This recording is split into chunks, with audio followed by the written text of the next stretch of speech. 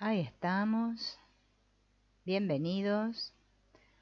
Bueno, vamos a hacer un encuentro hoy que en vez de ser por partes vamos a tratar de hacerlo todo completito.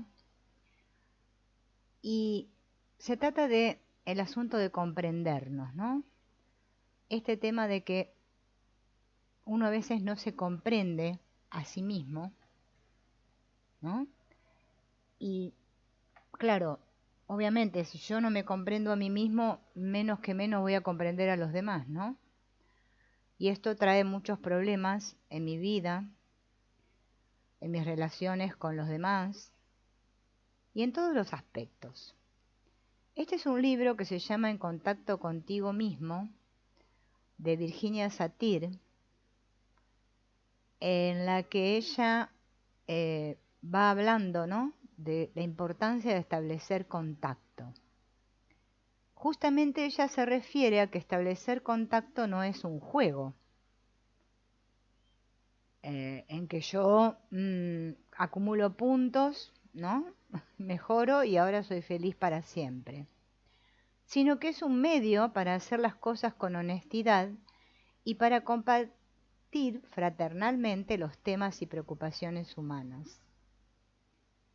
Es una forma de mantener la integridad y de alimentar la autoestima en crecimiento y a la larga de fortalecer las relaciones consigo mismo y con los demás. Para llegar a tener este tipo de sabiduría se requiere toda una vida de búsqueda que exige mucha paciencia con uno mismo. Y la clave de esta búsqueda es el crecimiento de sí mismo y entrar en contacto con los demás. En la medida en que sea más completo el contacto que yo pueda establecer conmigo y con los demás, mayor posibilidad habrá de que nos sintamos amados y valorados, de que estemos sanos y aprendamos a resolver nuestros problemas con mayor eficiencia. Para establecer contacto se requiere de 2 personas a la vez y 3 partes, cada una en contacto consigo misma y cada persona en contacto con la otra. Este diálogo entre 2 personas, ¿no?, es lo que siempre se entiende como contacto. Imaginemos 2 personas conversando, tratando de comprenderse, de llegar a un acuerdo entre ellas, ¿no? Y a veces notamos, ¿no?, que no se entienden, no se miran realmente. Y esto es, digamos, lo común entre los seres humanos, ¿no? A veces las personas conversan de sentadas, a veces conversan de paradas, ¿no?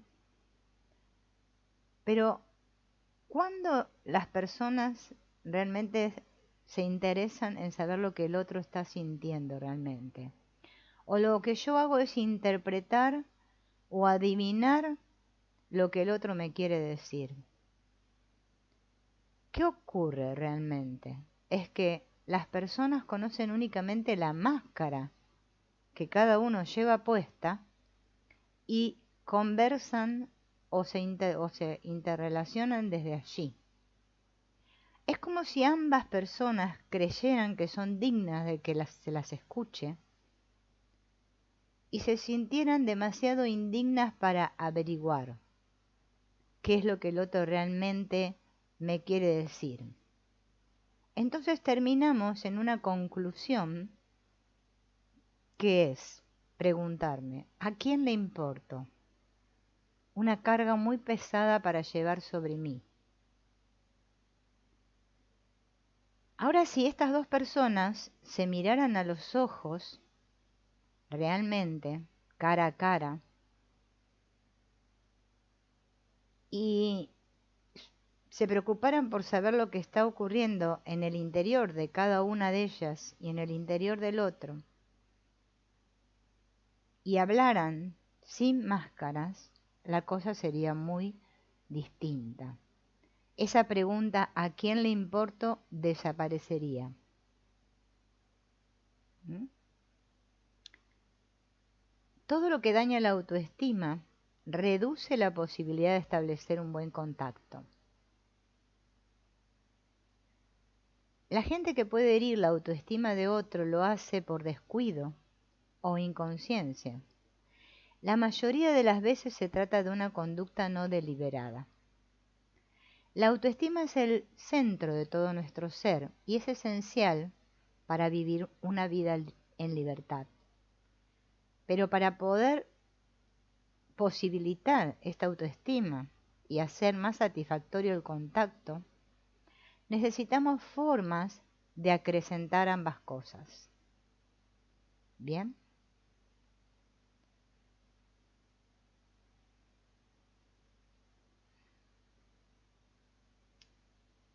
Hay una anécdota de un hombre que obtuvo la libertad después de purgar una condena de 20 años en prisión. Apenas llevaba unas cuantas semanas fuera de la cárcel cuando este hombre pide que lo vuelvan a encerrar en la cárcel. El ambiente externo a la prisión le era demasiado desconocido. Por eso prefería la prisión porque le era familiar. Claro, esto es un caso extremo. Después de todo, ¿cómo puedo saber si lo nuevo será diferente? Si no se hace el intento, no puede saberse.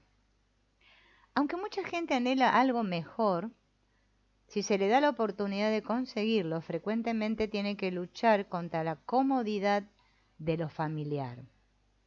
Una vez que se abandona lo familiar, es obvio que se entra en lo desconocido, algo que produce miedo. Y en esto radica lo doloroso del cambio, en abandonar lo que me es familiar para lanzarme a lo desconocido. A menudo este dolor se denomina ansiedad o se le denomina inseguridad. Un hecho muy importante respecto del acrecentamiento de la autoestima es que no tiene que crecernos otra pierna, no tenemos que cambiar de color, ni conseguir $1.000.000, ni cambiar de sexo o edad, ni conseguir otros padres. Lo único que necesito es cambiar mi actitud y aprender nuevos conocimientos personales. Las partes que yo necesito ya las tengo. Se trata de que me tengo que familiarizar con ellas, entenderlas y ampliar el uso que hago de ellas. Lo que posibilita que incrementemos nuestros sentimientos de autoestima es mi disposición para aceptar lo nuevo. Para iniciar este proceso, vamos a hablar de 5 libertades. Primer libertad, la libertad de ver y escuchar lo que está aquí, en lugar de lo que debería estar, estuvo o estará. Segundo, la libertad de decir lo que se siente y se piensa, en lugar de lo que se debería sentir y pensar. Tercero, la libertad de sentir lo que se siente, en lugar de lo que debería sentirse. La libertad de pedir lo que se quiere, en lugar de tener siempre que pedir permiso. La libertad de arriesgarse por mi propia cuenta o de arriesgarme por mi propia cuenta, en lugar de optar únicamente por estar seguro y no perturbar la tranquilidad. Cambiar consiste en primer lugar en aceptar con franqueza los sentimientos. Es esencial para establecer contacto. A esta condición de ser franco con los sentimientos se le denomina coherencia. Lo triste es que la mayoría de la gente da por sentada la deshonestidad emocional y no se da cuenta de que es posible algo más. Estas personas piensan realmente que están haciendo lo que deberían hacer y luego sufren innecesariamente a consecuencia de ello. La coherencia es posible para todos los seres humanos. Uno mismo es su recurso más importante, porque yo siempre cargo conmigo mismo. La coherencia se refiere también a arriesgarse. Una definición sencilla de arriesgarse consiste en hacer algo que nunca se había hecho o en hacer lo mismo de una manera diferente.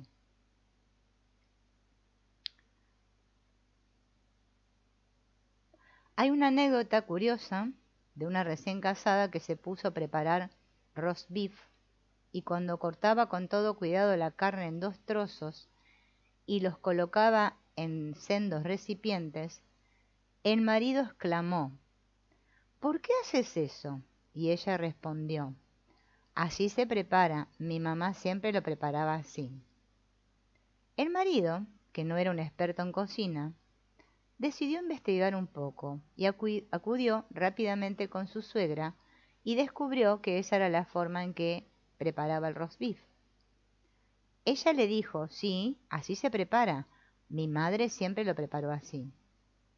Afortunadamente para esta anécdota, la madre de la suegra aún vivía, así que el marido acudió a la casa de ésta y le contó lo que pasaba.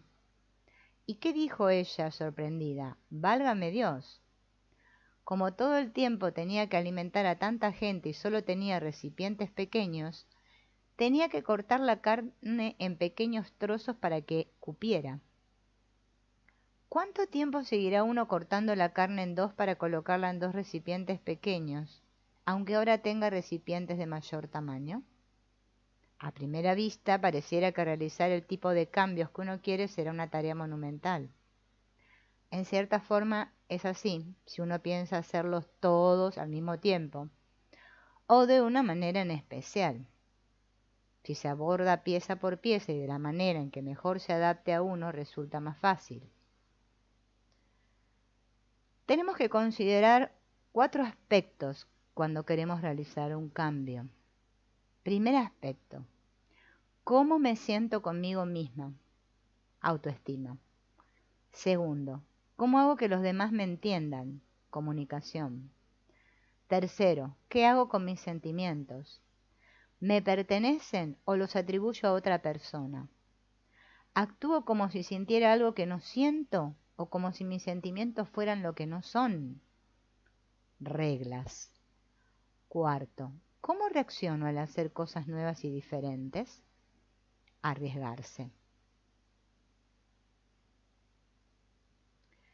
Si uno hace un cambio en las reglas, va a influir en la autoestima, en la comunicación y en el arriesgarse. Si uno hace un cambio en la comunicación, va a influir en arriesgarse, en las reglas y en la autoestima. Si uno hace un cambio en la autoestima, va a influir en la comunicación, en arriesgarse y en las reglas. Y si uno hace un cambio en arriesgarse, influye en las reglas, en la autoestima y en la comunicación. Así que podemos comenzar por cualquier parte y algo va a cambiar, porque cada cambio afecta a las demás partes. A veces funciona como una especie de móvil, se cambia una parte y otra u otras se desequilibran. A veces la gente siente miedo cuando eso ocurre. Todo lo que esto significa es que se ha perturbado el antiguo equilibrio y que se necesita uno nuevo. Cada parte tiene una infinidad de posibilidades. Una vez comenzado el proceso de cambio, nos aproximaremos más a ser personas que pueden establecer un contacto real, creativo y afectuoso consigo mismas y con los demás. Los seres humanos no mueren con facilidad porque el deseo de vivir es muy fuerte. Por eso cada comunicación lleva consigo la fuerza de la supervivencia personal. Y hablamos acá de supervivencia en el sentido de lo que uno hace para que importe y cuente. Hay una mejor forma de sobrevivir que no constituya una amenaza para nuestro cuerpo, nuestras relaciones y nuestro espíritu. Cuando las personas no se sienten coherentes, sus relaciones se vuelven una serie de juegos de poder y de operaciones de ganar o perder. y eso les da poca oportunidad de tener relaciones recíprocas. Cuando las relaciones consisten en juegos de poder, se hace mal uso del poder. ¿Con cuánta frecuencia hemos escuchado? Tiene el valor de sus convicciones, tiene el valor de decir cuál es su posición, tiene el valor de arriesgarse. Esta fuerza es atemorizante, pero no es destructiva. La gente necesita sentirse fuerte porque eso asegura la necesidad de supervivencia. La mayor parte de nuestra comunicación va de acuerdo con esa necesidad. Para sentir que podemos sobrevivir, es necesario que nos sintamos poderosos, fuertes. Sentirse fuerte es esencial para la autoestima. En consecuencia, para tener autoestima, necesito sentirme fuerte y eso significa que me sienta poderoso. Necesito sentir que cuento. Para ello, necesito desarrollar la responsabilidad personal y crear formas para ayudar a que ocurra esto con los demás. Muchos le temen al poder porque para ellos este solo significa fuerza. Pero podemos pensar en el poder como una forma de energía, algo que puedo utilizar, canalizar y dirigir hacia un fin destructivo o constructivo. Puedo elegir y hacerlo con responsabilidad.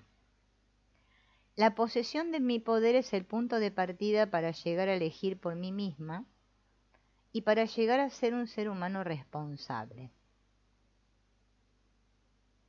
Bien.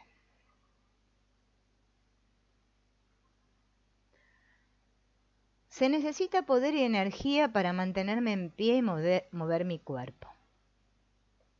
Se requiere poder y energía para protegerme a mí misma. La mayoría de la gente acepta esto. De igual manera, se necesita energía para conectarme con otra persona. La mayoría de la gente anhela esto, pero muchos lo descartan y le atribuyen la responsabilidad al otro. Podemos proceder de dos maneras. Una consiste en responsabilizar a la otra persona de nuestro uso del poder y la otra consiste en asumir nosotros mismos la responsabilidad. Establecer un contacto real significa que nos responsabilizamos de lo que surge de nosotros y esta es consecuencia de la coherencia. Pensar o actuar como si la otra persona fuera responsable de nosotros equivale a poner mi poder en sus manos y decirle, gracias a ti puedo vivir. Es como decirle, eres responsable de mi muerte. Una de las expresiones parece positiva y la otra negativa, pero las dos significan lo mismo. Significan, te he cedido mi poder. En este caso, una persona tiene que estar arriba y la otra abajo. Entonces no puede haber un verdadero contacto. Vamos a examinar específicamente la comunicación, una de las partes claves para determinar qué tipo de contacto se ha producido. Una definición sencilla de la comunicación es la aportación y recepción de significado entre dos personas. Las interrogantes se vuelven. ¿Cuál es el sentido? ¿Cómo se aporta? ¿Cómo se recibe? ¿Qué pasa con cada persona en consecuencia y qué ocurre con la relación? La comunicación es a la relación como la respiración es al mantenimiento de la vida. En este contexto es más fácil entender por qué hay tanto dolor en las relaciones humanas. Todo el mundo respira y todo el mundo se comunica. Lo que habría que saber es cómo y qué ocurre como consecuencia. Hay 4 tipos de comunicación que a menudo emplean las personas que tienen una pobre opinión de sí mismas, o sea que no han aprendido a vivir con sus 5 libertades. Estos tipos de comunicación tienen una influencia negativa en el cuerpo y por eso afectan a la salud física y encasillan las relaciones de tal manera que éstas se vuelven destructivas, inertes, distantes y frustrantes. Limitan el uso de los recursos del individuo y su capacidad para construirse con ayuda de los demás. Frustran los sueños que uno tiene para sí mismo e incrementan el miedo y la dependencia. Son los tipos conciliador, culpabilizador, hiperracional e irrelevante. O sea, estos 4 tipos de personas son los que tienen problemas para relacionarse, no solo con los demás, sino también consigo mismos.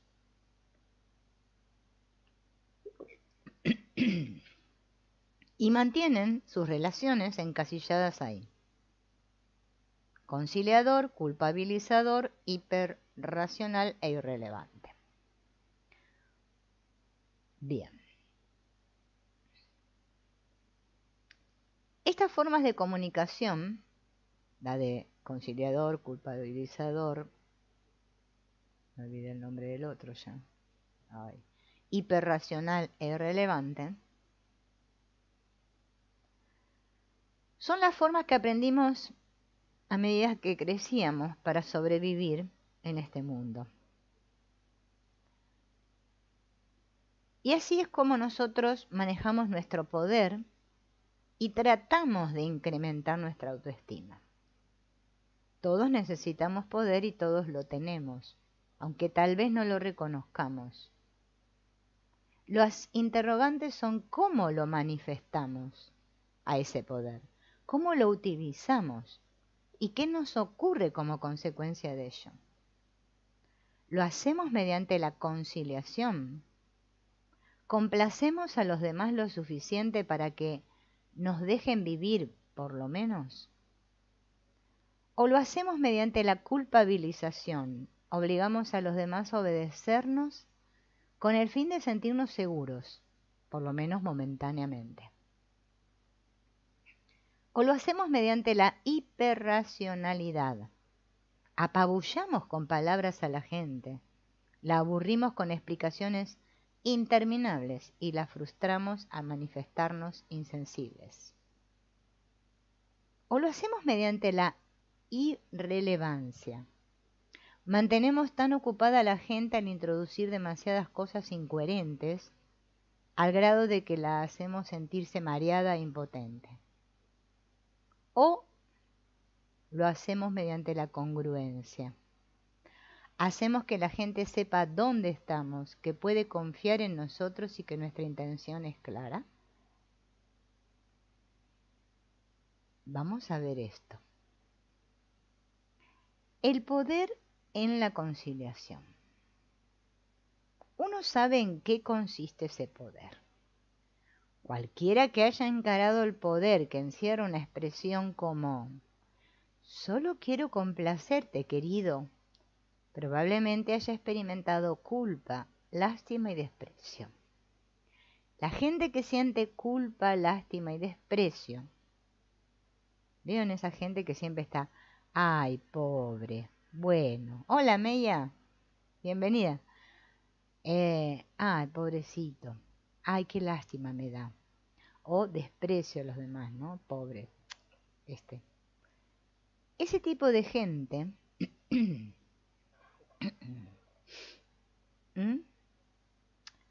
es el que usa el poder de la conciliación, la complacencia. La complacencia verdadera forma parte del amor por la otra persona y conviene distinguir entre la verdadera complacencia y el simple hecho de tratar de ganar su favor.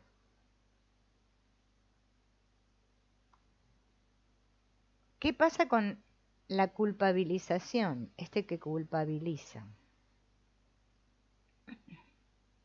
Tal vez ante este poder uno haya sentido temor, a menudo impotencia y resentimiento e incluso sentimientos asesinos. ¿Por qué diablos siempre tienes que meter la pata? Las parejas con miedo, impotencia y resentimiento no pueden establecer un contacto afectivo. La gente que tiene miedo no va a acercarse a la persona que se lo provoca. Es necesario que podamos criticar, pero no debe hacerse culpabilizando a los demás. La crítica no necesariamente es agradable. A veces es humana y esencial. El poder de la hiperracionalidad. Cualquiera que enfrenta este poder puede sentirse inferior y estúpido.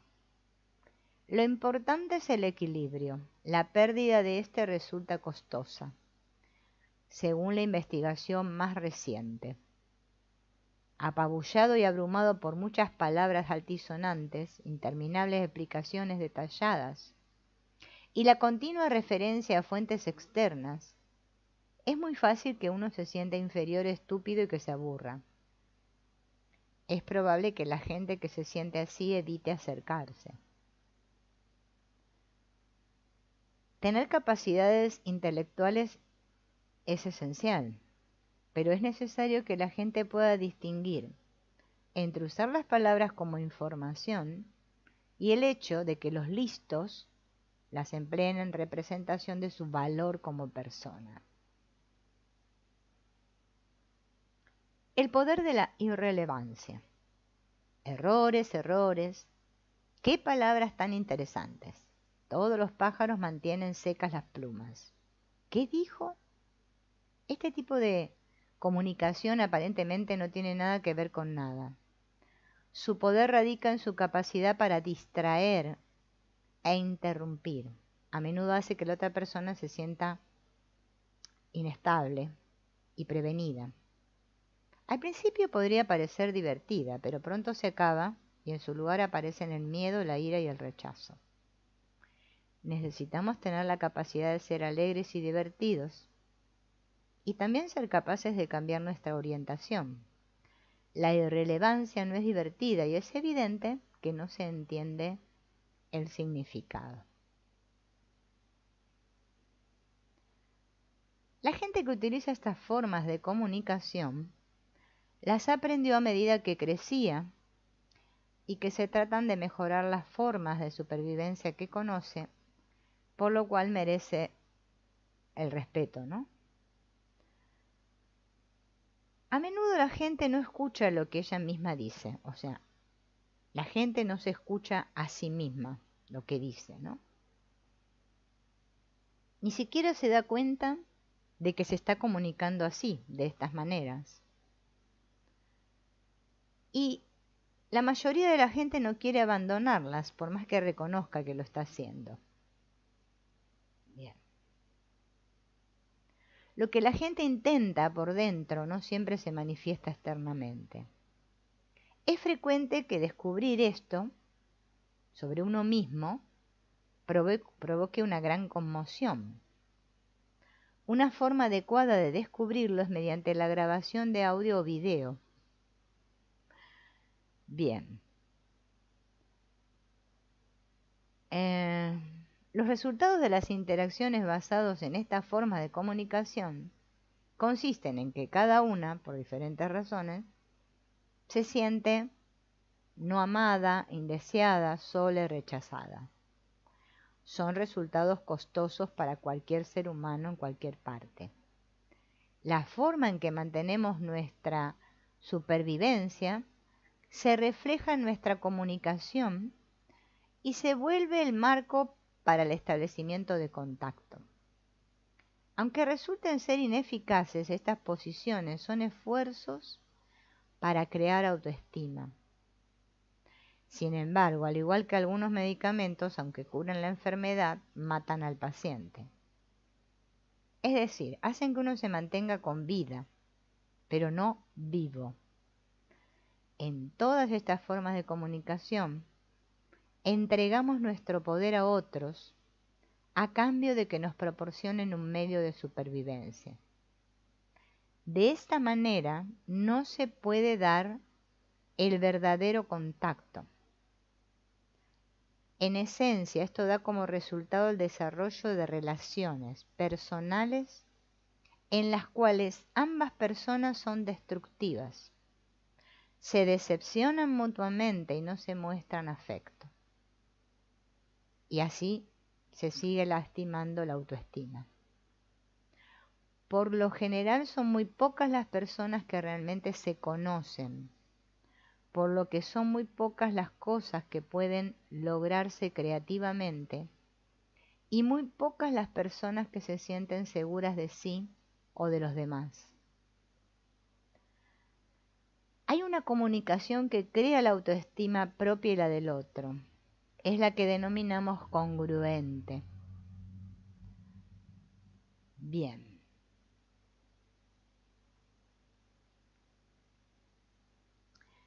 El poder en la congruencia.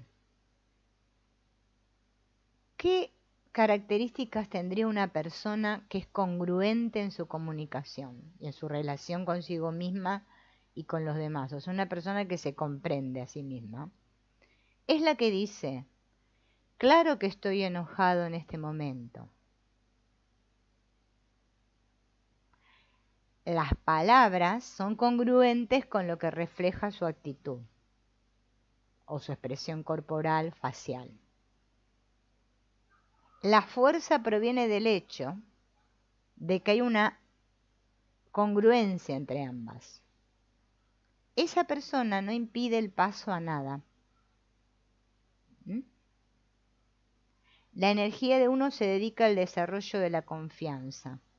Esa persona no provoca sospechas y los demás lo entienden con facilidad porque es claro.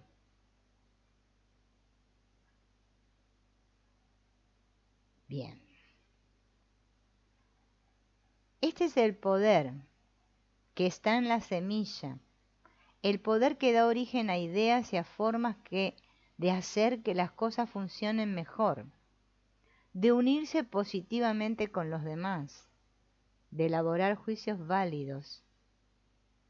Este poder permite que uno tenga un cuerpo sano, relaciones positivas, que disfrute las cosas que lo rodean, que se sienta feliz por considerar que vive una vida con pleno sentido. A simple vista, parecería que marchar en la dirección adecuada es fácil y podríamos decir, bueno, sí, por supuesto que es fácil. Sin embargo, si es tan fácil, ¿cómo es que no lo practicamos más? Hay varias cosas que interfieren y que tienen que ver con nuestro interior. Vamos a ver el caso de la señora Jones, la tercera en discordia. Es una de estas cosas. La tercera en discordia en la vida de la mayoría de la gente. Podría llamarse de cualquier manera. Le pusimos la señora Jones, pero podría ser la señora Juana o lo que sea. Todos conocemos a la tercera en discordia. A la mayoría de nosotros se nos enseñó a complacer a toda costa a esta señora, con la justificación de que podría enojarse o sentirse herida. Yo soy el único que mete la pata, que se preocupa, que tiene malos sentimientos y que tiene ideas descabelladas. Y por supuesto que mencionar estas cosas me mataría o mataría a otros, o bien mínimamente me expulsaría para siempre de la sociedad. Y esto no le gustaría a la señora Jones. Lo que a uno no se le ocurre pensar es que también la señora Jones tiene su señora Jones. Y así ocurre para todos. La mayoría de nosotros aprendió toda una serie de reglas que todavía aplica en la actualidad, a menos que haya tenido una experiencia diferente que le haya hecho cambiarlas.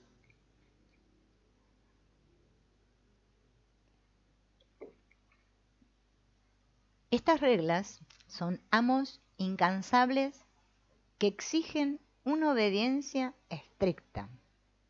El problema es la imposibilidad de que estas reglas puedan aplicarse en todas las situaciones por las que pasamos. Nosotros en la vida necesitamos guías, no reglas. Lo interesante es que la mayoría de nosotros intenta vivir de acuerdo con reglas que son imposibles e inhumanas, y luego se siente culpable o se enoja porque dichas reglas existen. Hay que comerse todo lo que a uno le sirven. No hay que perturbar la armonía. No hay que hablar a menos que se tenga algo interesante que decir. No hay que discutir con los mayores. Hay que sacar la basura a las 6:30 de la tarde. Hay que sonreír. En un principio, generalmente se aprendían estas reglas en respuesta a una situación especial y luego se generalizaban. Uno puede descubrir sus propias reglas si pone atención a todas las veces que dice hay que, no hay que, habría que y el famoso tengo que. Bien. Si vivimos según estas reglas, vamos a tener muchos fracasos, sentimientos de culpa y de ira hacia los demás. Podríamos anotar todas las reglas, todos los hay que, no hay que, habría que, tengo que.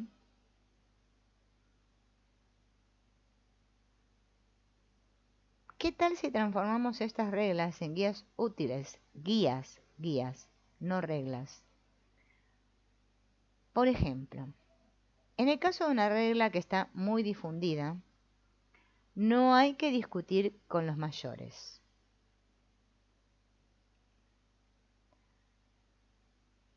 No debo discutir con mis mayores. Esto podría cambiar a nunca puedo discutir con mis mayores, lo cual puede cambiar a veces puedo discutir con mis mayores cuando difiero de opinión.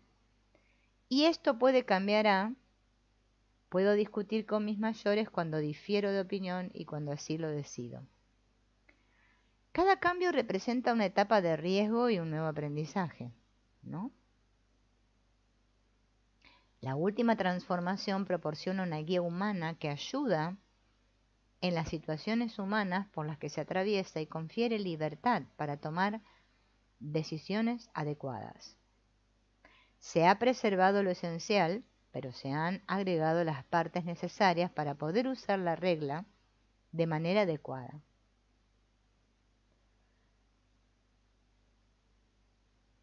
Si vivimos de acuerdo con las reglas, vamos a llegar a tener una úlcera u otro tipo de padecimiento psicosomático,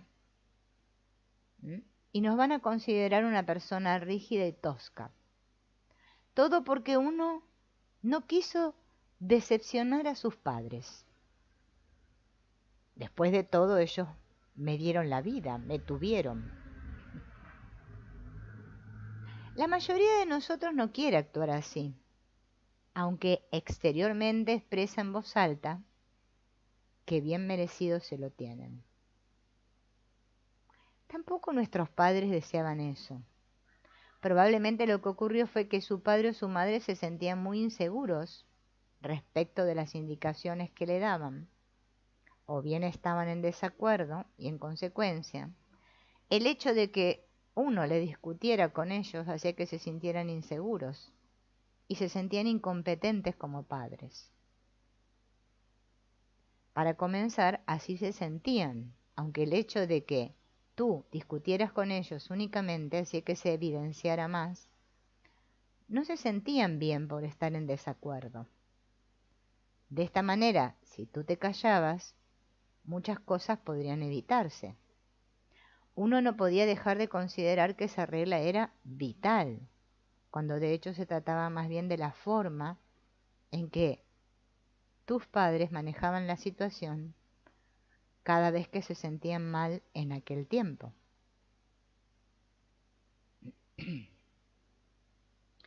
La mayoría de nosotros tiene una gran imaginación, especialmente para pensar en cosas terribles que podrían llegar a suceder.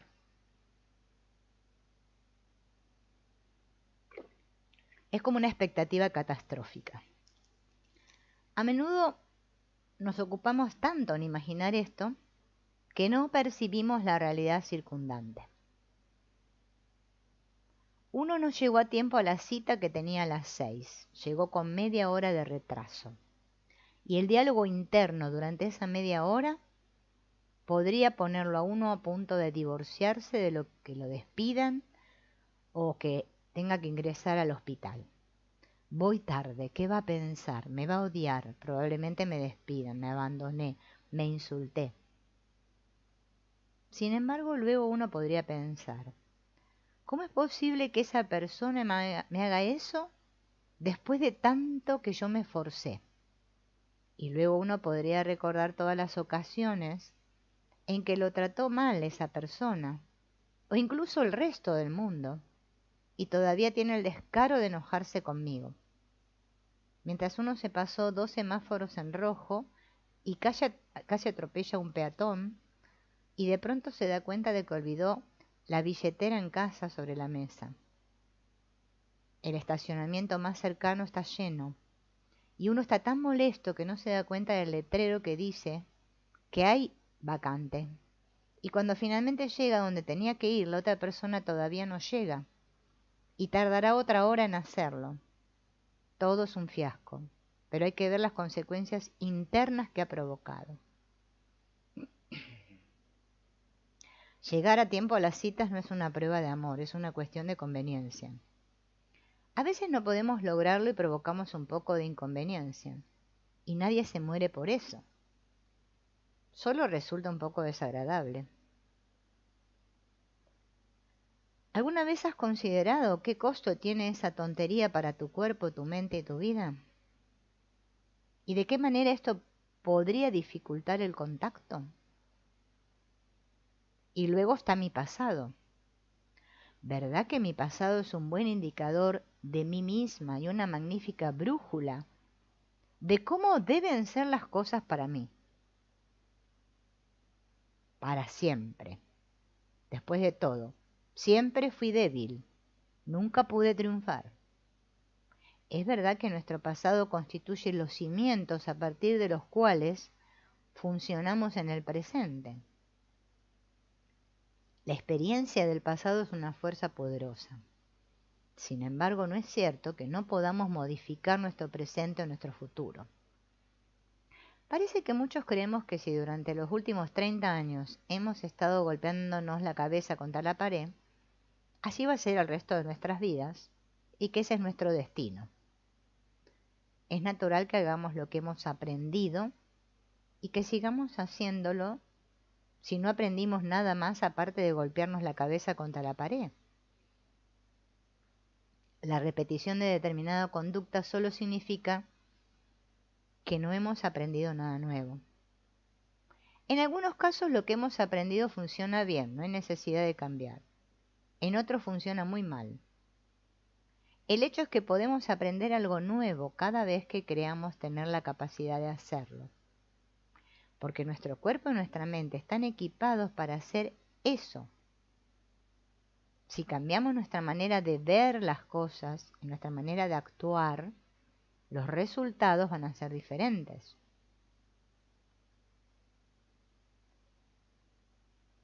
En este momento, por ejemplo, tengo, no sé, 50 años y estoy experimentando algo como si tuviera únicamente 5. Y estoy en esa época en vez de estar aquí y ahora. ¿Les ha pasado?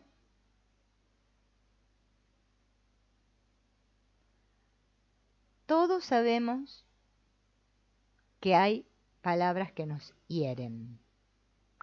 Se trata de palabras que hacen que la sangre se nos suba a la cabeza cuando las escuchamos, porque hacen que rememoremos toda una serie de imágenes y sentimientos del pasado asociados con el dolor, la humillación, la vergüenza, y ante esas palabras reaccionamos como si esa situación estuviera repitiéndose ahora. Y no nos damos cuenta de que esa misma palabra puede tener significados muy diferentes para diferentes personas. Y a menudo ocurre que a consecuencia de esto, uno resulta lastimado en su integridad física y en su autoestima. Es frecuente que la posibilidad de contacto se posponga o se destruya a consecuencia de eso. Nadie puede llegar a saber tanto que conozca las palabras que hieren a cada uno. Al establecer un buen contacto, las personas afectuosas aprenden cuáles son estas palabras y las evitan, las aclaran o las descartan. Si hay suficiente buena voluntad, más adelante la situación se corrige sola. Cuando hay rupturas, este tipo de palabras empeoran la situación. Otro gran problema en las relaciones es el hacer suposiciones. Normal en todos los seres humanos. El poder negativo o potencial negativo del término suposición es muy negativo porque se confunde con supositorio. Supositorio, el que nos ponen por ahí, ¿no? No podemos ser absolutamente claros. Que pasó la moto.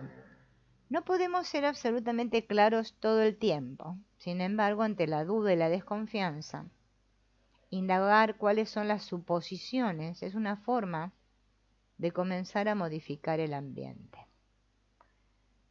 Aparentemente mucha gente no se da cuenta de que gran parte de nuestros pensamientos proceden de suposiciones que a menudo se dieron por hecho. Si tomamos en cuenta esto, es más fácil que uno pueda decir cuáles son sus suposiciones y que pregunte a los demás cuáles son las suyas. Yo supongo, ¿es correcto? ¿En qué se basan tus conclusiones? Estas expresiones son formas de preguntar a alguien cuáles son sus suposiciones o de investigar cuáles son las propias. Cuando se ponen en claro las suposiciones, es frecuente que puedan aclararse los malentendidos y los consecuentes resentimientos. Muchos suponemos que el simple hecho de decir algo equivale a que el otro me entienda. Muchas posibles relaciones han fracasado debido a esa suposición. Tal vez al principio sea tedioso, pero es muy importante corroborar qué escuchó la otra persona, principalmente cuando uno está dudoso.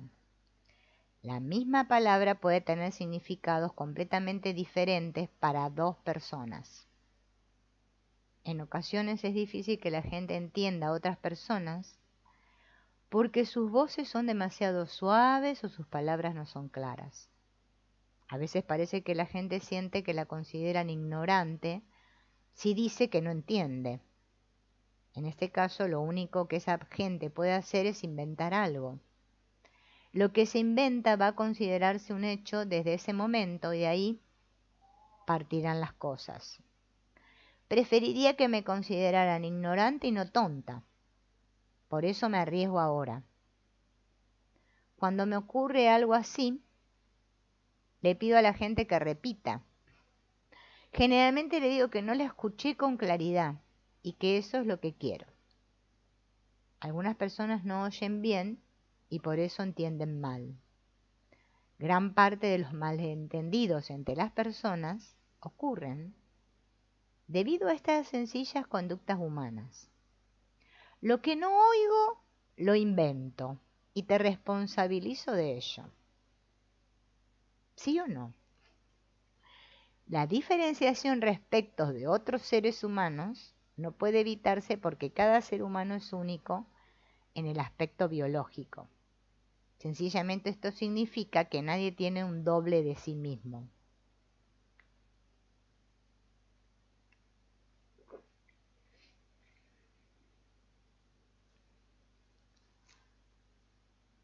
Bien. Cada vez que me topo con un ser humano, puedo estar seguro de que voy a encontrar semejanzas conmigo mismo, pero también diferencias. por razones de la naturaleza humana. Reconocer que eso es una condición de la naturaleza humana y no el resultado del odio o del amor, ¿no? Ella se parece a mí, la amo. Ella es diferente de mí, la odio o me da miedo. Proporciona la posibilidad de ser un explorador con cada persona que conozco, y desde este punto de vista el descubrimiento de la semejanza puede aportarnos alegría y nuevas oportunidades de aprender.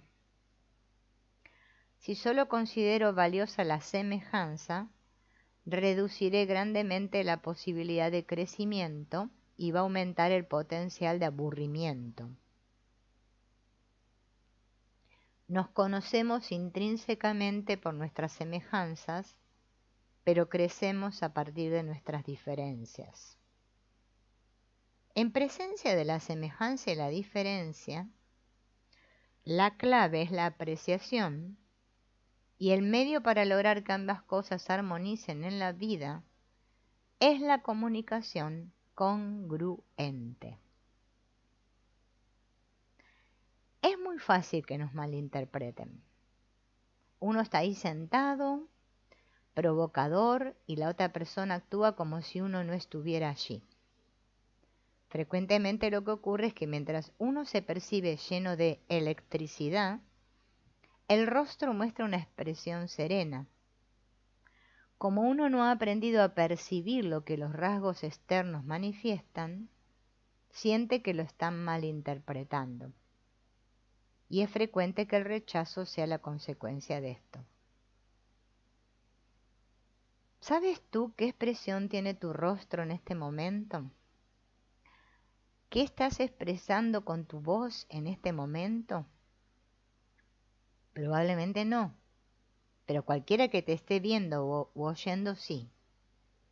Esa persona se orienta, te lee la mente a partir de sus rasgos externos, y uno juzga a partir de lo que siente por dentro. Bien.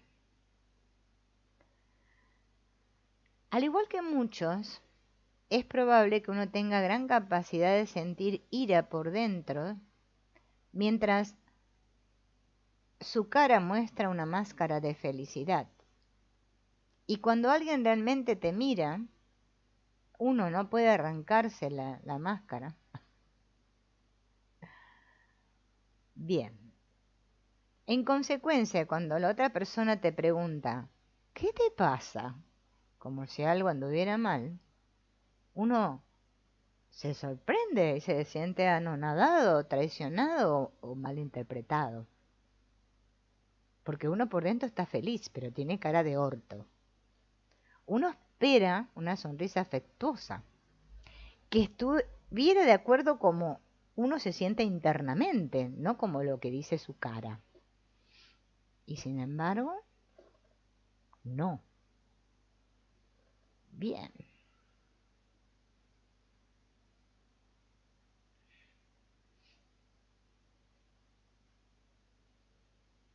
Afortunadamente todos poseemos las herramientas que necesitamos para establecer un buen contacto humano, aunque tal vez todavía no hemos encontrado todas.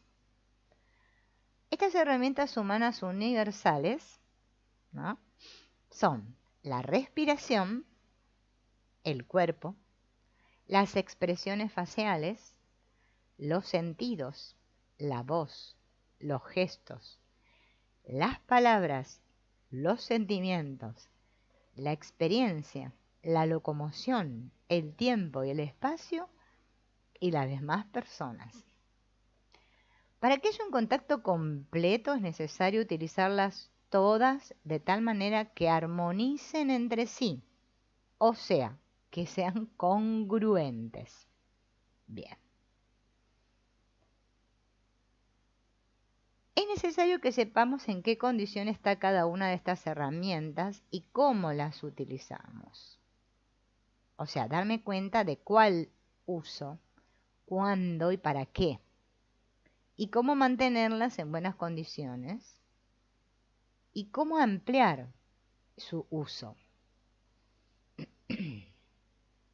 Es decir, esto depende de saber cómo funcionan, darse cuenta de cómo y cuándo las utilizo, tener paciencia mientras se aprenden y practicar para adquirir habilidad en su uso. Aprender a establecer contacto tiene algo de semejanza como a aprender un deporte. Generalmente nos interesamos en un deporte porque consideramos que nos beneficiará en cierta forma.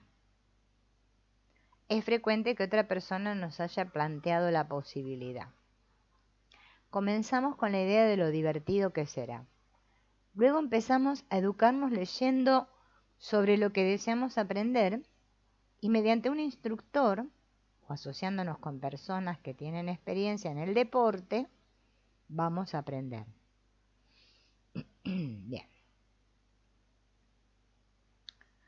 O sea que necesitamos practicar para llegar a desarrollar la habilidad, ¿no? Bien.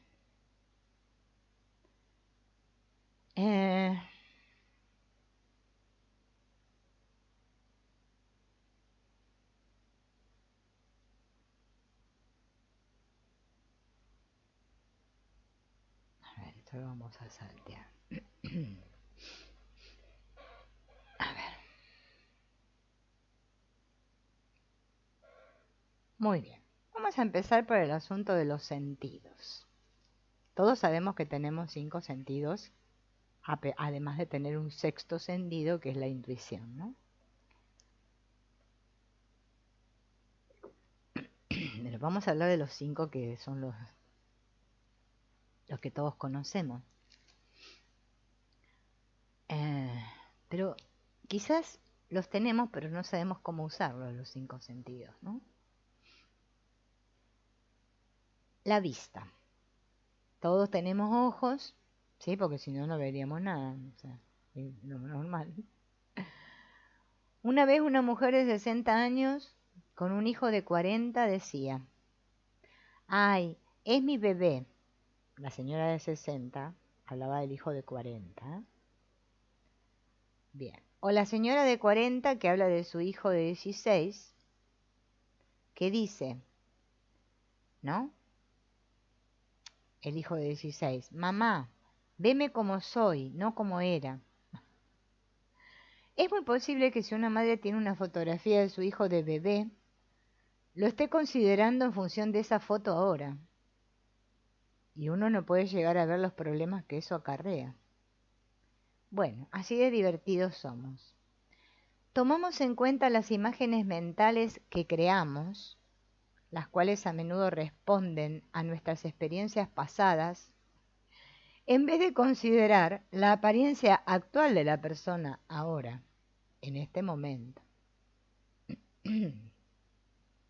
La vista puede hacernos jugarretas porque en la infancia aprendimos todo tipo de tabúes. Por ejemplo, no hay que ver el contenido sexual, las cosas malas y a veces tampoco las buenas.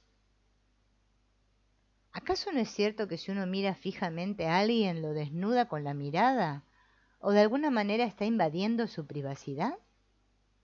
En estas circunstancias es mejor no mirar. Si no miramos, inventamos.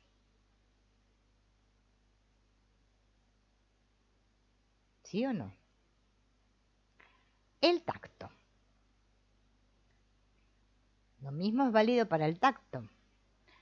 Ashley Montagu habla del hambre de contacto físico que todos sentimos, principalmente porque hay demasiados tabúes relacionados con tocar a los otros.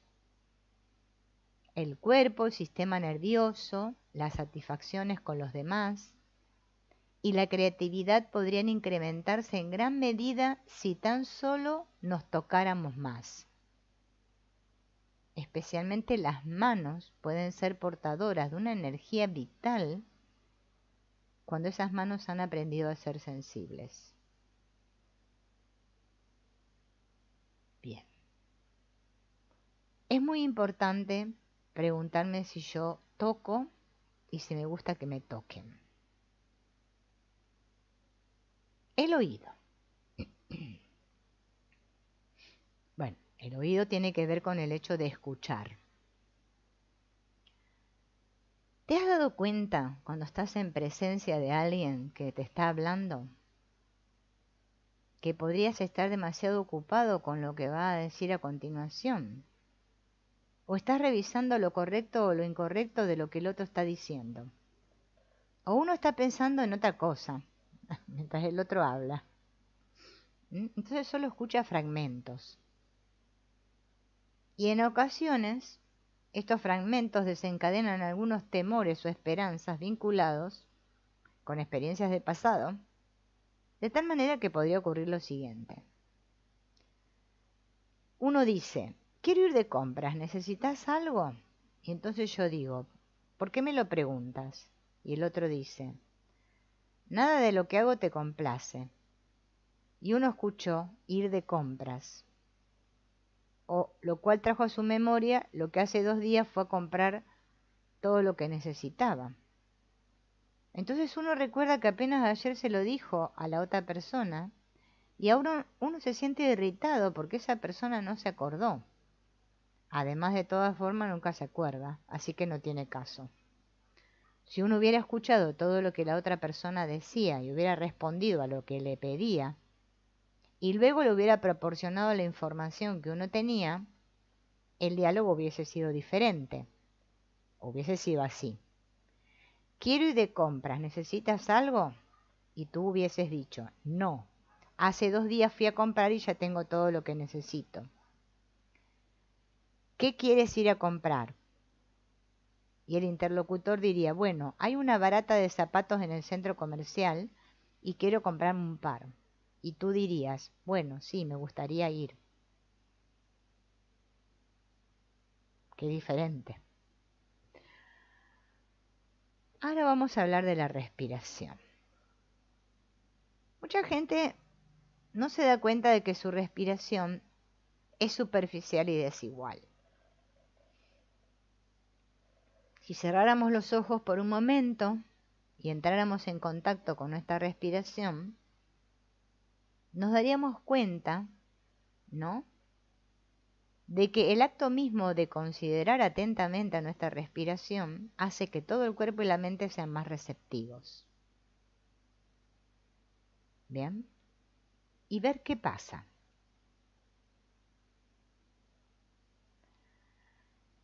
Ahora vamos a ver el tema de las palabras, que es otra herramienta. Porque para la comunicación, las palabras, o sea, fundamental. Tenemos que usar palabras.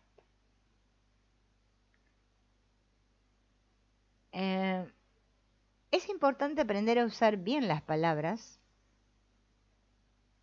Las palabras no pueden separarse de los suspiros, los sonidos, los movimientos y el contacto de la persona que las está empleando. Todo esto constituye un pack. Sin embargo, en el momento vamos a tomar en cuenta solo las palabras, el acto del lenguaje. En este acto del lenguaje participan todos los sentidos. El sistema participan en todos los sentidos, no todos los sentidos. En todos los sentidos. El sistema nervioso, el cerebro, las cuerdas vocales, la tráquea, los pulmones y todas las partes de la boca. Es un proceso complicado. El acto del lenguaje proviene de 2 tipos de estímulos: lo que ocurre en nuestro interior y la respuesta a algo que sucede fuera de nosotros. Veamos cómo funciona esto. Sucede algo. ¿Bien? Esto ocurre primordialmente a través de nuestros sentidos. Oímos algo, vemos algo, tocamos algo, olemos algo, percibimos algo o nos movemos, sea a partir de algo interno o de algo externo. Luego, nuestro cerebro se ocupa en tratar de encontrarle sentido. Ese sentido genera un sentimiento. Ese sentimiento pone en acción el detonador del gozo o del pánico. Luego, recurrimos a las reglas o guías para que nos orienten respecto de la acción que hay que ejecutar. Aprender el funcionamiento de esto y saber cómo funciona específicamente en uno mismo puede representar una gran diferencia en la vida y puede ayudar a que uno se acerque más al dominio de sí mismo. También así conseguir el poder de comprenderme a mí mismo y a los demás de una manera más efectiva. Si uno se imagina que el cerebro es una computadora que almacena todas las experiencias, las palabras que uno selecciona tendrían que provenir de nuestro disco duro. Ese disco representa todas nuestras experiencias, conocimientos, reglas y guías. ¿Mm? Las palabras que usamos tienen consecuencias en nuestra salud. Influyen en las relaciones afectivas entre las personas y en la forma en que la gente puede funcionar entre sí. Forman vínculos expresivos que propician o inhiben el correcto establecimiento de nuestras relaciones. Y las palabras tienen poder. 9 de cada 10 personas no pueden recordar lo que dijeron hace un minuto. Cuando hablamos con otra persona hay 10 palabras que habría que usar con precaución y benevolencia. Yo, tú, ellos, eso, pero, sí, no, siempre, nunca, debería. Si pudiéramos usar esas palabras cuidadosamente, tendríamos resueltos muchos problemas de contacto originados por la mala interpretación del sentido que puede ocurrir. Empecemos por la palabra yo. Tienen que tomar.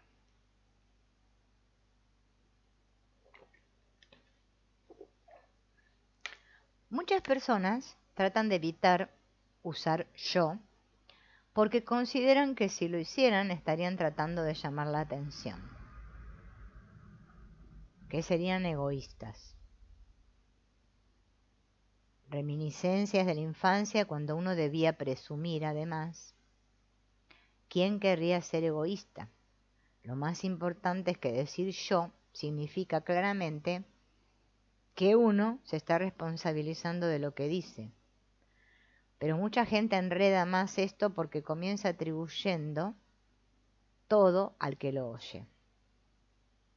Escuchamos que la gente dice, no puedes hacer eso. A menudo eso se entiende como un menosprecio. En tanto que me parece que no puedes hacer eso, establece una relación más equitativa.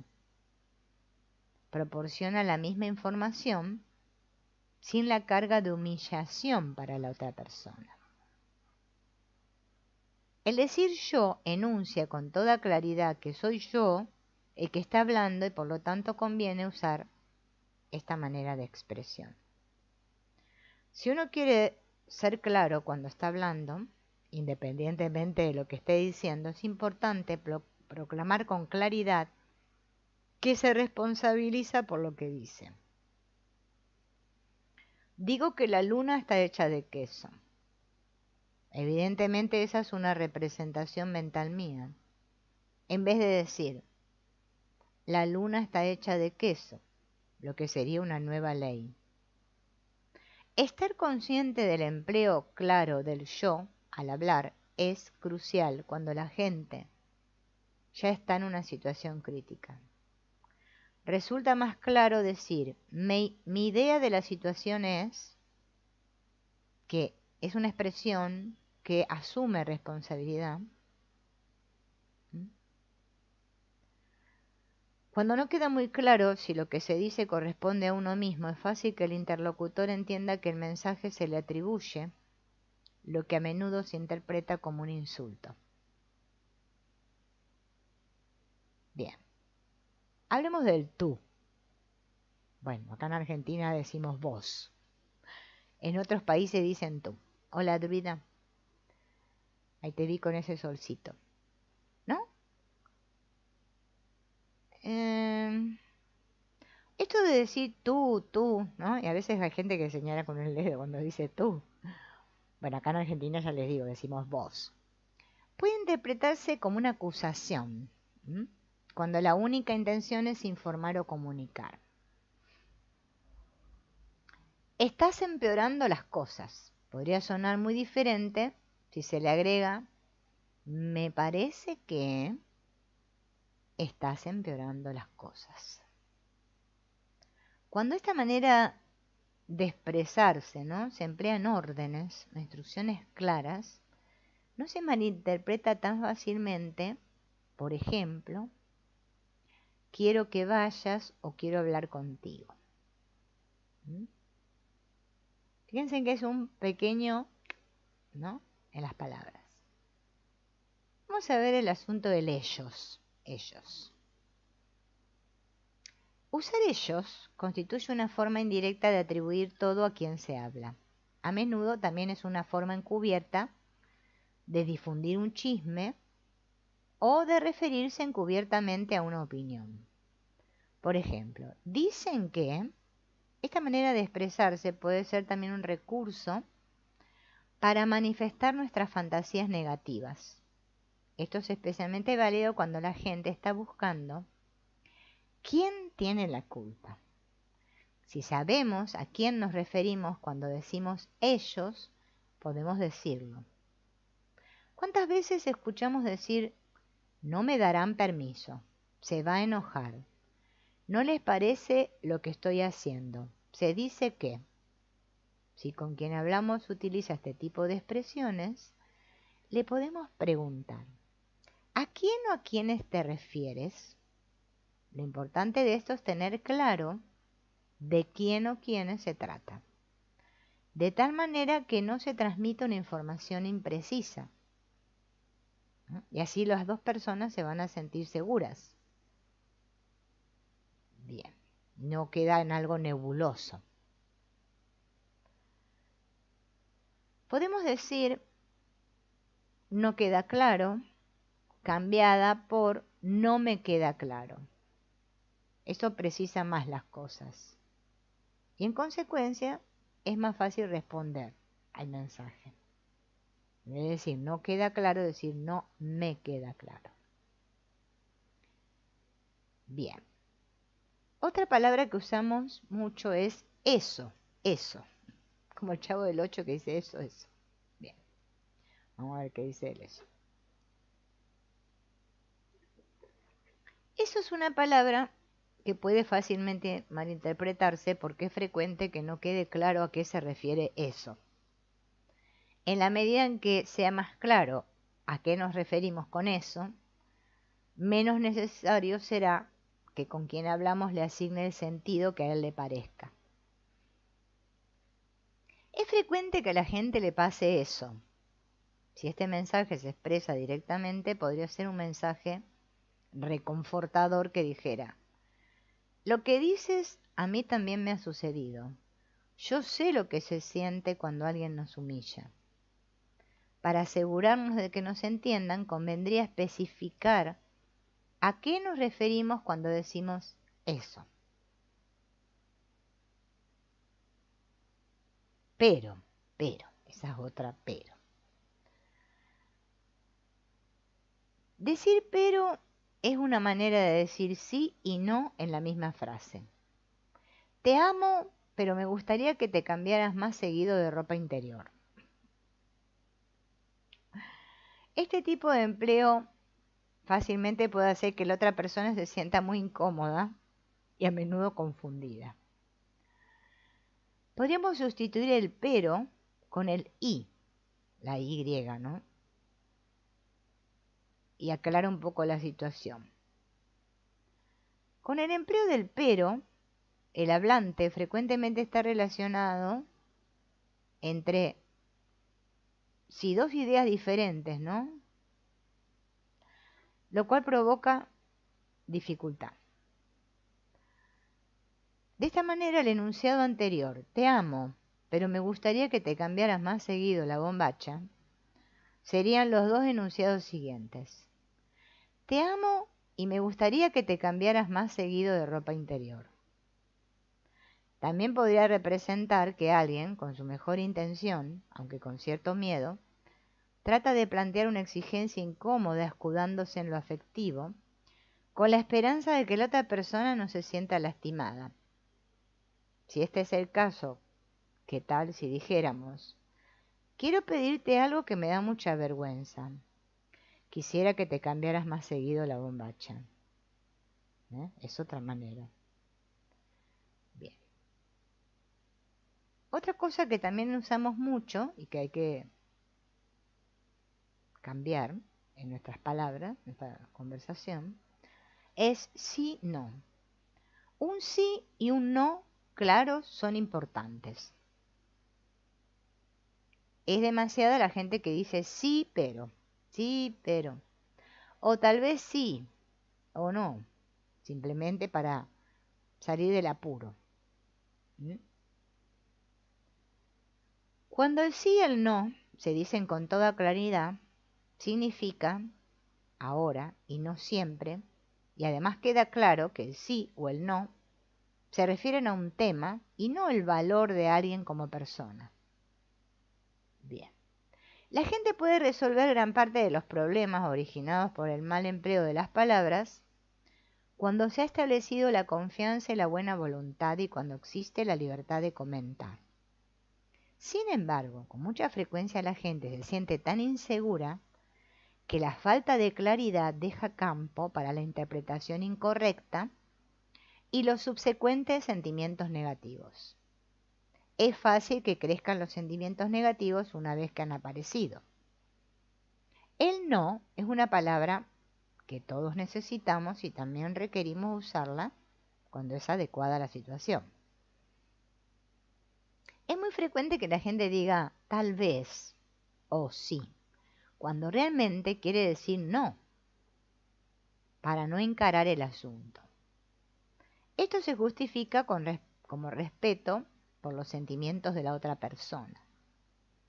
Es una forma de mentir y generalmente invita a la desconfianza, lo cual evidentemente destruye la posibilidad de establecer contacto. Cuando el no queda claro, también el sí podría despertar sospechas. Todos hemos escuchado decir: dijo sí, pero realmente no es eso lo que quiso decir. Bien.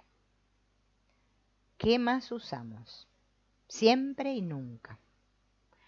Siempre es la forma positiva de una generalización. Nunca es la forma negativa. Por ejemplo, siempre hay que dejar limpio el plato. Nunca hay que dejar nada en el plato. El sentido natural de estas palabras muy pocas veces es preciso y raras veces las instrucciones son aplicables en situaciones de la vida real. Pocas veces se encuentran en la vida situaciones donde siempre y nunca sean adecuados. Por lo tanto, si tratamos de cumplir estas exigencias en todas las situaciones, con toda seguridad vamos a fracasar. Con frecuencia estas palabras se usan como una forma, por ejemplo, siempre me haces enojar. Pero lo que realmente quiere decir: en este momento estoy muy enojado contigo. Si la situación fuera como se dice en el primer ejemplo, esa persona ya no tendría adrenalina. A veces las palabras siempre y nunca ocultan la ignorancia. Por ejemplo, alguien que apenas lleva 5 minutos de conocer a una persona y le dice: siempre es así de brillante. En la mayor parte de los casos no podrían cumplirse en su sentido real estas dos palabras en todos los sitios ni en todas las situaciones. Frecuentemente resultan falsas. En general se vuelven palabras con una gran carga emocional. Con frecuencia se utilizan de una manera que no tiene nada que ver con su sentido verdadero. Estas palabras se relacionan con las reglas inhumanas. Poseen el potencial de la misma culpa e idénticos sentimientos negativos innecesarios. porque en realidad es imposible de cumplir en la realidad. Por eso vieron que ahí está el dicho ese que dice, nunca digas nunca, nunca digas siempre, ¿no? Bien, vamos a la palabra debería. Oh, flor de palabra esta. Bien. Ya estamos por terminar, ¿eh? Esta palabra tiene un sinónimo que sería tendría. Y constituyen otras trampas con las cuales es fácil insinuar que hay algo mal en la otra persona que en cierta forma no pudo estar a la altura de lo que se esperaba de ella. Es frecuente que estas expresiones se empleen para señalar estupidez. O sea que si escuchamos que nos dijeron muchas veces debería, es porque nos están tratando de tontos. O si la usamos mucho nosotros, ¿no? Porque también puede ser.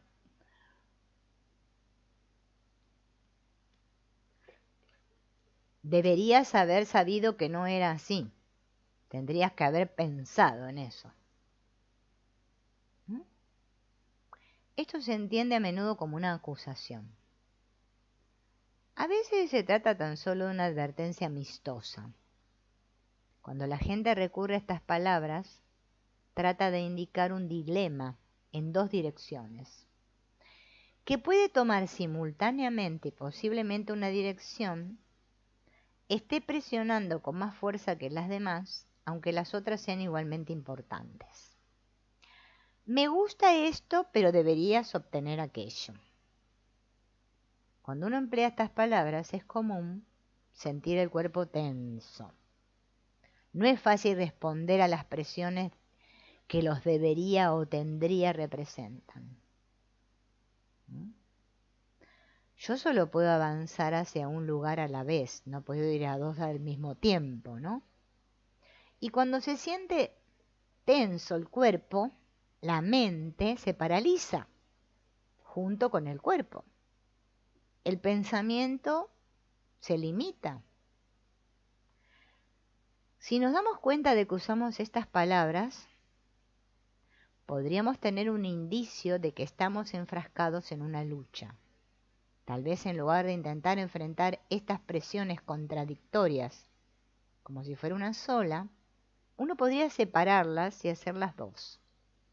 Me gusta esto, una parte, coma, la coma, pero debería obtener aquello, lo cual podría traducirse a también necesito aquello, la segunda parte. Esto podría ser útil, ¿no?, para poder considerar cada parte por separado y luego en su conjunto. Haciendo esto uno relaja más el cuerpo y se puede negociar mejor.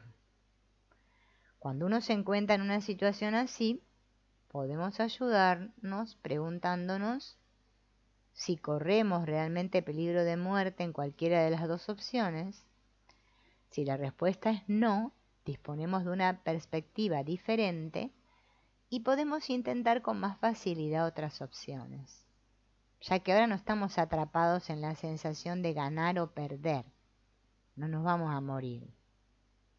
Cuando mucho tal vez sintamos que algo nos falta o que eso nos provocó una cierta molestia. Hay que empezar a tomar en cuenta la forma en que me expreso. ¿Quiénes son ellos? ¿Qué es eso? ¿Qué significa no? ¿Qué significa sí? ¿Estás seguro de decir yo? ¿Usa siempre y nunca en el sentido de a veces? Y cuando deseas poner énfasis emocional, ¿cómo utiliza las palabras debería y tendría? Y en consecuencia, es mejor prestar atención a lo que uno dice. Pero para mucha gente hablar es solo un hábito. Así por hablar, porque están aburridos, no saben qué hacer y hablan. Si no prestamos atención a lo que decimos, podríamos decir todo tipo de cosas que realmente no queremos decir y comunicar mensajes que no tenemos intención de comunicar. Bien. Y cuando algo se vuelve un hábito, yo dejo de prestarle atención. Lo que decimos tiene tal importancia que deberíamos comenzar a prestar atención a lo que decimos, tomar conciencia de lo que estoy diciendo. Establecer contacto con nosotros mismos equivale a descubrir de qué manera puedo darme cuenta de lo que estoy haciendo, de lo que estoy diciendo, de cómo me estoy moviendo, de qué estoy pensando y de qué estoy sintiendo.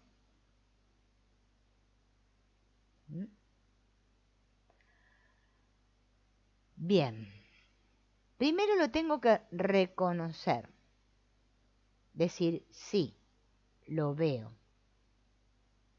Luego apropiarme de ello, sí, es mío. Uno tiene la idea de una posibilidad nueva. Ya veo cómo podría mejorar esto y entonces puedo iniciar el cambio. Bien.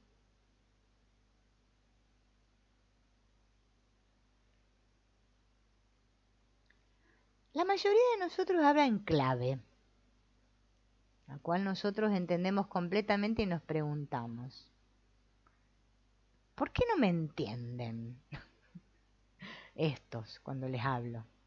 ¿Mm?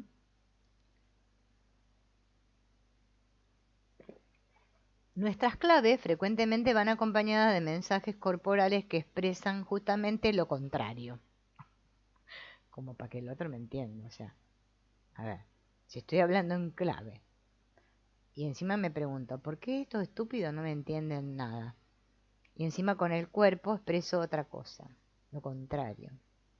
Por ejemplo, cuando alguien dice sí con palabras, mientras que con movimientos de cabeza dice no. Es como decir sí, no sé, una cosa así. Lo que realmente queremos comunicar mediante todo el significado de nuestra expresión es: yo te entiendo y siento que tú me entiendes. A primera vista esto parece difícil.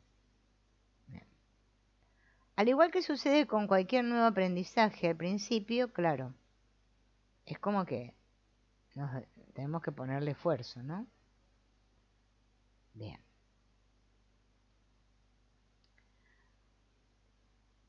Sería importante, ¿no?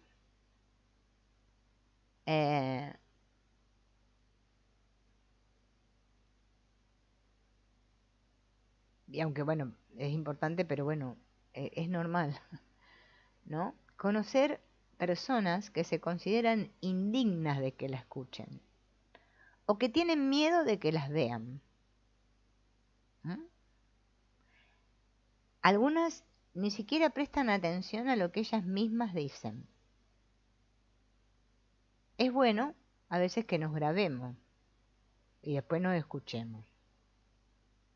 Yo ese hábito lo tengo porque ven, yo hablo y después tengo que escucharme lo que dije. Bien. ¿Para qué nos sirve esto? Para ver que lo que ayer me hizo sentir avergonzado, hoy me puede hacer reír. Y también lo que ayer creí que me costaría la vida, hoy es una nueva oportunidad. El error de ayer se vuelve hoy un aprendizaje, aunque un tanto doloroso. Lo que ayer era un enigma, hoy se ha vuelto la solución. Bien.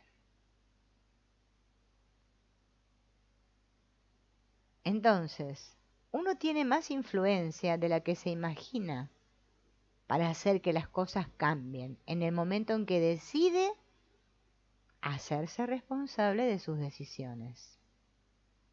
Y uno tiene esta influencia porque puede ver, oír, sentir, pensar, decir, hacer, moverse y aprender.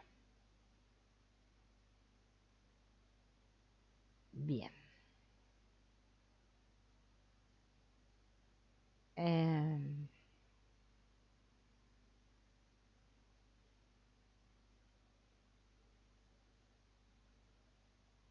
Si yo te veo y tú me ves, podemos vernos mutuamente.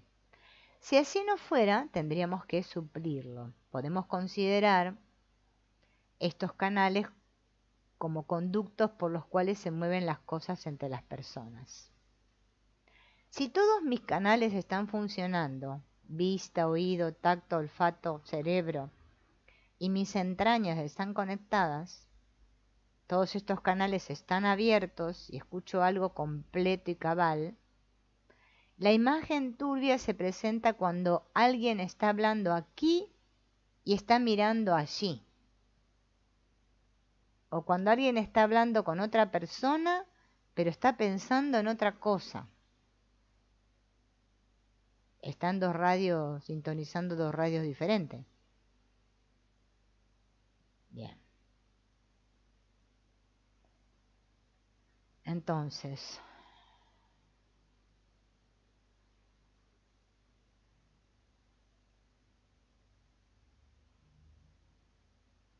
el simple hecho de que aparentemente estoy viendo y escuchando a la otra persona no es garantía de que realmente lo esté haciendo. Pueden estar ocurriendo todo tipo de cosas diferentes. Hay muchas barreras para que uno escuche realmente a la otra persona. Estoy sentado aquí porque no quiero herir tus sentimientos o porque temo el castigo si no lo hago. Allá hay algo muy interesante que trae mi atención y que por lo tanto me distrae de lo que tú me dices. Como ya sé lo que vas a decirme, no te voy a prestar atención. Temo que vayas a criticarme y me ponga a la defensiva. Como estoy muy preocupado por cuestiones personales, no te pongo atención. Tengo asuntos pendientes contigo y por eso no puedo escucharte. Todavía estoy oyendo lo que me dijiste. En lugar de verte a ti, estoy viendo a alguien que tú me recuerdas. Y en consecuencia, en vez de tu voz, escucho la de esa persona. ¿Cuántas barreras? Hay que acabar con esas barreras. No siempre es fácil. Bien. Los humanos estamos hechos de tal manera que el cuerpo fluye cuando está en una posición de equilibrio y relajado. Cualquier distorsión del equilibrio nos hace enviar y recibir mensajes incongruentes. Cuando sabemos que este tipo es el tipo de cosas que pueden ocurrir, en lugar de culparnos, buscamos otros factores. Si tomamos en cuenta que en la infancia aprendimos lo más importante sobre cómo ser nosotros mismos y cómo relacionarnos con los demás, resulta fácil entender por qué tantos de nosotros sentimos que nuestra supervivencia depende de otros y por qué cedemos tan fácilmente nuestro poder a otros. La posibilidad de que nos vean y nos escuchen aumenta cuando nos responsabilizamos de estar al alcance de los brazos frente a cualquiera, incluido si es un niño, ¿no? Con el que estamos tratando de establecer contacto. Si no lo hacemos, aumenta la posibilidad de que nos sintamos pequeños, débiles, tontos e incluso locos. Si no se tiene a la mano un taburete o un peldaño, hay que pedirle a la otra persona que se siente frente a uno. Esto sirve para crear un marco en el cual puede haber más autoestima e igualdad, en el cual pueden tratarse las cosas con más claridad. La gente sin escrúpulos manipula conscientemente la psicología de los demás al asumir una posición físicamente dominante. Por ejemplo, el otro está de pie mientras la otra persona está sentada. También es importante qué tan cerca o lejos ya está de la otra persona. Cuando la distancia entre dos personas sobrepasa el alcance de mi brazo, disminuye la percepción de la presencia de la otra persona y se vuelve más fácil actuar de manera inhumana y ocultar los sentimientos. Y esto no contribuye a establecer contacto.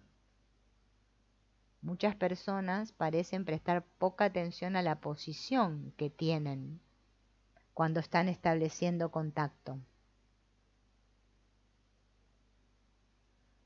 A veces la misma posición es lo que explica que haya o no haya contacto. Es muy común ver a los niños que cuando van a hablar se suben a la silla o a la mesa. Y esto se debe a que ellos necesitan establecer contacto visual con sus papás.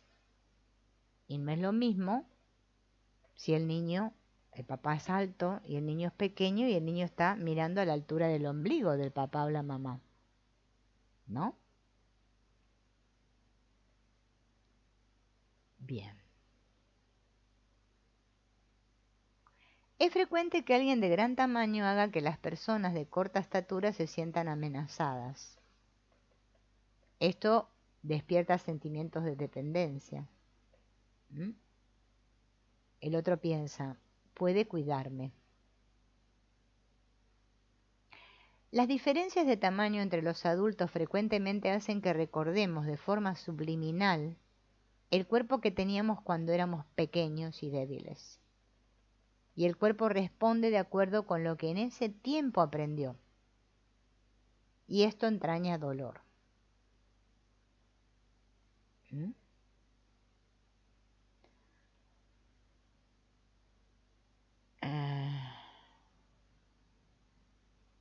La posición física en relación con otro es una parte importante que posibilita el establecimiento de contacto. Bien. La cuestión de la sinceridad. La primera vez puede ser atemorizante, un riesgo. Estar preparado para asumir este riesgo representa la oportunidad de elegir las palabras que hablan por nosotros y en consecuencia permite que el interlocutor nos escuche.